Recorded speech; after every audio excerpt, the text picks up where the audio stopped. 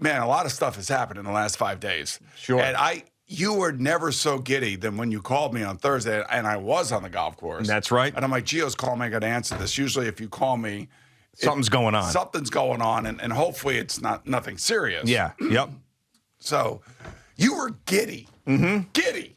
Right. When it came out that Kevin Durant now was requesting a trade from the Nets. Oh, that was one of, and I don't care if it makes me sound pathetic as a Knicks fan, but that was some of the most happiness that I have had as a sports fan in New York for the last, 5 or 6 years. When it comes to the NBA. No, I would just say period. You're happy for your Islanders. Yeah, I guess, but it's different because I'm a bigger Knicks fan than I am an Islanders fan. And I guess probably since the Mets went to the World Series. That's how fired up I was over this. And I called you right away, and it was just hilarious to me. Now, it hasn't happened yet. Now, that's the big thing. And will it happen? I think it will happen. I think it's going to take a long time. I think the Nets are going to hold out for as long as humanly possible. I know Shams said that recently about how the Nets are going to wait for the perfect deal. But, yeah, it was great. I mean, this is all I ever wanted when those two guys came over here was the biggest disaster possible.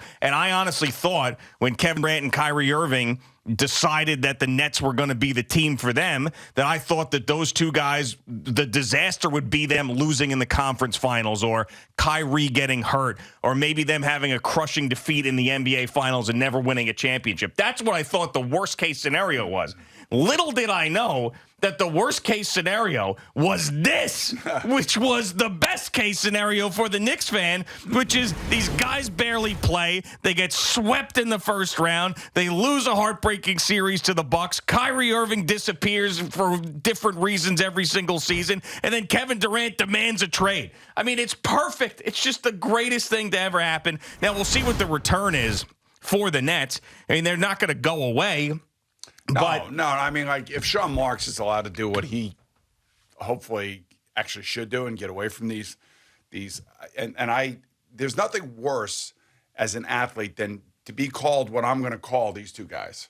Now, we knew what Kyrie Irving was when he came here. Can I guess? Yeah, if you'd like to. Quitters. That's exactly right. That's exactly right. That's exactly what they are. Now, we knew Kyrie Irving was a quitter. Mm-hmm. We knew he quit on Cleveland, he quit on Boston, and then he basically didn't show up for the Nets and then whined and complained and wanted an extension for, like, who would in their right mind ever give him a guaranteed contract? And if the reports are true, I think it's his stepmom or somebody that's doing the contract. And she was willing to sign a contract that had playing time and show up time attached to it. That just goes to show you how mercurial Kyrie is. So, we knew he was going to quit, and he quit like his first year. Yeah. He walked out the first year when they went to the bubble, when they needed a leader, when they needed a superstar, when they needed somebody to at least show up and start building whatever culture Sean Marks thought he was going to build. Even though Kevin Durant wasn't playing and they paid him $38 million not to play, you would think that, okay, here's our leader, here's our guy, and, we're listening to everything that Kyrie and Kevin Durant are saying, and we're doing everything possible to keep these quitters happy, because we don't want them to quit on us. But so, Kevin Durant doesn't even play that first year, and Kyrie Irving quits on the Nets. So, we know that he has a history of doing that.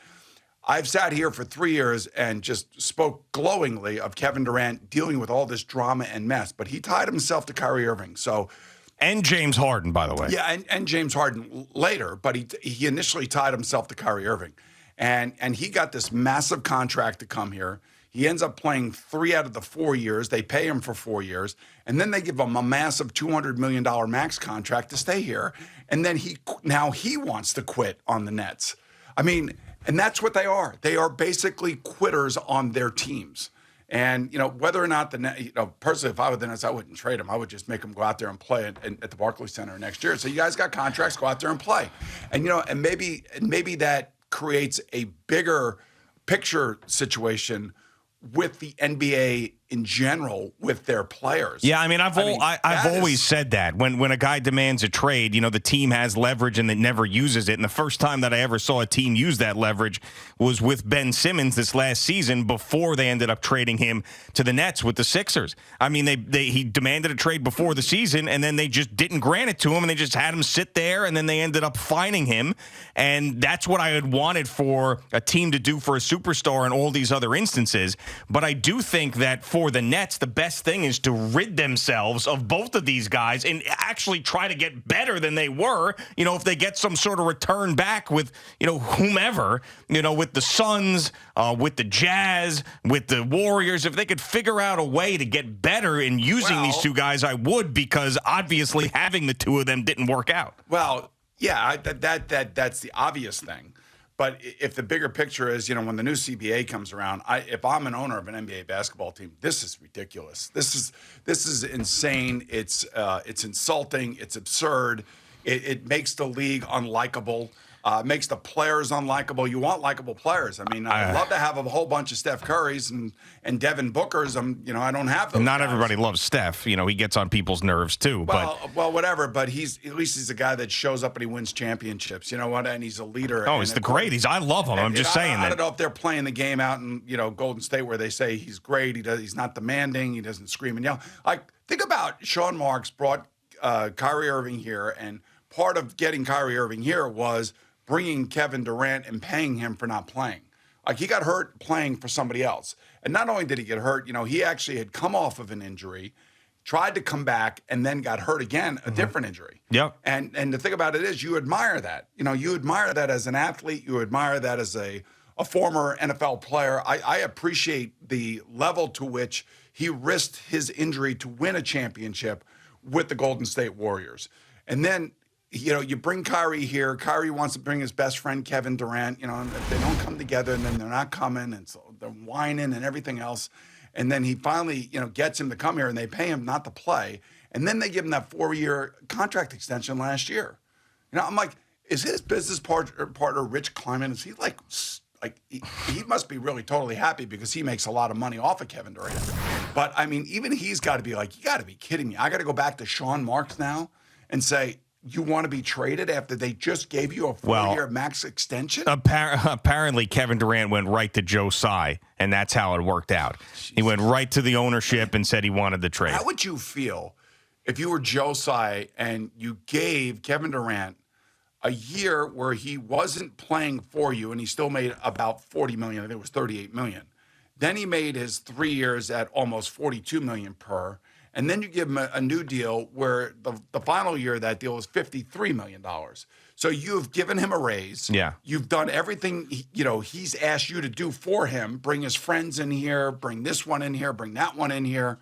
And then he wants to quit on you. Yeah, I'd say at that point, I'd be like, you've given him a freaking raise. Yeah. And he basically now wants to quit on you. If I was Joe Tsai and he walked in, I'd be like, good, because you two guys, as far as I'm concerned, are total losers.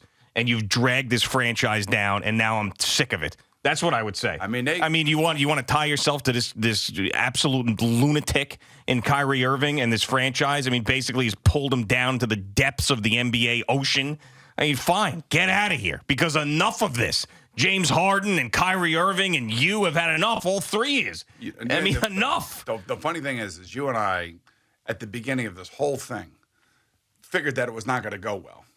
I wasn't so sure about that. I mean, I was nervous. I was very nervous that they were going to end up figuring it out and win a championship. That's what I didn't want. And whoever gets Kyrie Irving is going to get screwed again. So, I mean, he has a track record, man. Yeah, of course. I mean, and I guess LeBron wants him out there. We'll see if that happens. Imagine a Russell Westbrook, Kyrie Irving trade that's been bandied about. Yeah, I know that's been talked about, but, that's only because of the money and all that other stuff. The Nets are not going to do that. Man, the Nets are not trading for Westbrook because the Lakers don't have the assets to make it good for the Nets unless there's a third team involved somewhere. And there's more assets coming back to the Nets. Now, this is really, can Sean Marks really make his money here now?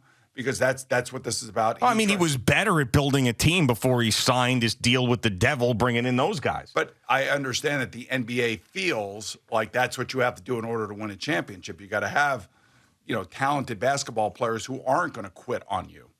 You can say whatever you want about Draymond Green and Klay Thompson. Those guys, not Klay so much as Draymond, because Draymond likes to mix it up in the media and all that other stuff. When that guy comes to play, he comes to play. Oh, of course. And, those guys, have a symmetry together that has led to another championship without Kevin Durant, who quit on them. They wanted to keep him, but he quit on him. Yeah, he so left. I don't know what else to tell you other than. I mean, Durant looks terrible, of course, in this whole thing. Looks just absolutely awful. Does he really care? Well, not anymore, because I remember he tweeted out that his legacy was forever changed and gone once he decided to leave Oklahoma City and go to Golden State. And at that point, nobody ever gave him the proper respect. So, no, I don't think he cares anymore. He probably thinks I can't do any more damage to what people already think of me, so why not? I know I'm from a different generation. The Magic Johnsons and the Larry Birds and the Michael Jordans of the world all stayed with their teams. Michael ended up going to Washington for different reasons, but it's just it's such a insult. Like, if I were a Net fan, and I'm not taking great joy in this like you all. No, sure. I'm just looking at it from a practical standpoint and how this whole thing laid out. I mean, our Knicks have got enough issues, and they may get dinged for tampering, which I wouldn't be surprised, because it was no secret that they were going after Jalen Brunson, and they're going to, everybody's, oh my God, the Knicks are going to get dinged at draft choice or something. Of course they are. I mean, it was so obvious, everything that's gone on with them and Jalen Brunson. But thinking about what the Nets have done, I mean, if I were a Net fan, I would just be livid at these two guys. Oh, yeah, and I'm like, especially Kyrie, because he's the one that really got them to this point with the last 3 years of his nonsense. Well, a lot of these Nets fans got exactly what they deserve, because they got so cocky when those two guys came over, and they didn't want the Knicks, and I guess it's not the Mecca, and now we're the team in town, and blah, blah, blah, and all this crap that they spewed for months and months and months. Well, you got what you deserved. It's a clown show. Yeah, you got what you deserved. So now you can go climb back into your hole that you came out of and leave us alone, because nobody gives a flying you-know-what about your team anymore. Totally irrelevant, other than the fact that the drama around the team. Unless Sean Marks can somehow build a team out of the ashes that is Kevin Durant and Kyrie Irving. Which is possible, which is absolutely possible. And at that point, I'm not going to dislike them as much anymore. I really won't, because it was really about Kevin Durant and Kyrie Irving choosing the Nets, and then coming here, that just drove me nuts, and all the Nets fans that were spewing the nonsense they did about the Knicks and the Knicks fans. So to me, I'm not even going to, if Sean Marks pulls off something here and builds a real basketball team, I'm not going to harbor as much resentment for the Nets. I just probably won't pay attention to him. When Sean Marks first got here, I said, this is really a smart signing coming from San Antonio. Obviously needs a little luck in the draft, but still could go find out some good players. There may not have been championship caliber players in a championship caliber team, but he had to come out from underneath the Billy King, decision-making process. Which I thought was the biggest disaster in New York sports in the last 25 years. But I understand what Billy King was doing. Billy King they were opening a new building, so we needed names. And, he overpaid for those names, and those names were at the end of their career. So, yeah, I understand what Billy King was doing and how he was trying to do it and what he was told to do and try to sell tickets and make them relevant. And then it was Sean Marks who had to come in after that whole mess, and it looked like he was doing a pretty good job. And then he decided to do what Billy King did. And he went down the road with, mercurial NBA stars, which are dangerous. They're dangerous because as long as they get their money and once they get their guaranteed contracts, they basically do whatever they want, however they want. And their agents, go to the ownership and say, get this guy, get that guy, will make my guy happy. If you bring this guy in, bring James Harden in, and James Harden turns out to be a fool. I mean, and then he quits on the Nets. Well, it seems like he had it right. He got out first. Yeah, but the point being is he quit on the Nets. Of course. I cannot believe that 3 potential Hall of Famers, or 2 of the 3 are at least going to be Hall of Famers. I guess Kyrie will be a Hall of Famer too. They'll probably put him in as well. But, I mean, they all quit. Hall of Fame basketball players quit on the Nets. Yeah, they quit on their team. And there is absolutely no argument that can be made to the contrary. Kevin Durant completed it. The three of them. Well, I mean, you could say that Kyrie opted in, though. I mean, he did opt in. He had no choice. Right, he did opt in. Nobody wants him. Yeah. There's no way that he would be getting his $36 million. And, the thing about, James Harden opting out in Philadelphia to help Philadelphia, he just wants 3 more years of guaranteed money is what he wants. Right. So he had $47 million coming. They'll probably give him $95 million over 3 years, and then he'll call it quits. I mean, these guys are so full of crap. It's not even funny. But it does make the offseason more interesting than the regular season. Yeah, but the thing about it, and to go back to the Knicks for a second. Okay, they got Jalen Brunson, they got Derrick Rose. So what does that mean for Emmanuel Quickly? They have Obi Toppin. They signed Mitchell Robinson, which was a good signing. It's a good, solid signing. It's your player. You're developing him. He does special things around the rim. He can, he's not a great scorer, but, he's a good defender, and he's a good rebounder. You need guys like that. I thought that was a good, solid, fair contract. He probably had offers other places, so they probably overpaid a little bit. But you still have Julius Randle and Derrick Rose on this roster that are stopping younger players from getting more playtime. Yeah, I mean, because this roster currently constructed is not winning a championship. Yeah, the two things quickly on the Knicks, and we could talk more about it later, but the two things that I'd love for them to do this offseason that I don't think they're going to do is find a way, and I know that both of them are difficult, but find a way to get rid of Julius Randle any way that you can, and then use that draft pick capital that you have to bring in someone like a Donovan Mitchell. Yes. Those two things happen, the Garden will be on fire this coming season, and it'll reignite the fan base. As of right now, it feels kind of stale, even with Jalen Brunson.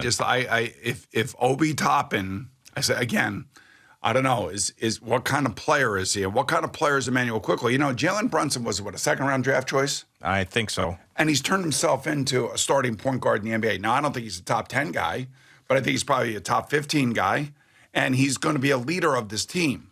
So why couldn't Emmanuel Quickly become the same thing at the same time? And why couldn't he be doing it right here at a younger age? You see what I'm saying? Like, I do. Nobody thought that Jalen Brunson was going to be a 4-year, $100 million player, did they? No. When they drafted him? Yeah, it was the 33rd overall pick. All right, so in the second round. It was a good pick by the Mavericks, and he turned out to be really great, but he also played with Luka Doncic. So you say, okay, can Emmanuel Quickly turn into that player? Emmanuel Quickly's been here for 2 years, and he's gotten better over that time. Kind of like R.J. Barrett has gotten better over that time. I think Obi Toppin has gotten better over that time. Now, are they ready to take it to another level? And how will you know if you bring in guys that are going to go get in the way of their minutes? Thank you for watching. Please like, comment, and subscribe. And don't forget to hit the red bell so you're notified when we have new content.